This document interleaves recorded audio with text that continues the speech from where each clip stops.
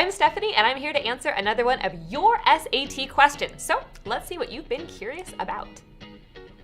How is the SAT scored? With a super secret algorithm. I mean, yes, actually, technically the SAT is scored using a rather complex algorithm that takes into account not only how you performed on the test, but also considers how well other test takers did on that exact exam, as well as how students have done on questions of similar difficulty on past exams. But that's not exactly information you can use. So what you should know, though, are a few things. First, there's no set point value per question.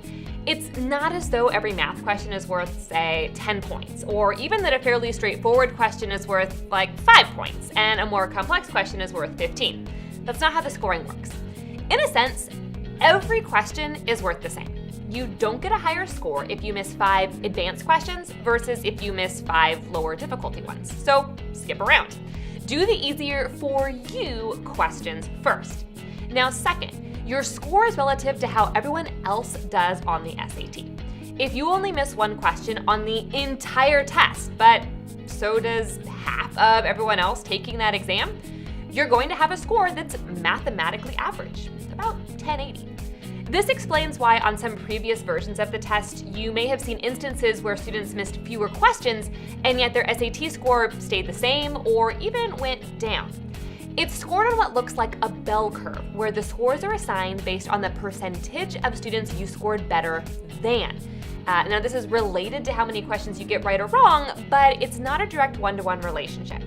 And finally, there are no points deducted from your score if you get a wrong answer. You get 0 points if you skip a question and 0 points if you get a question wrong.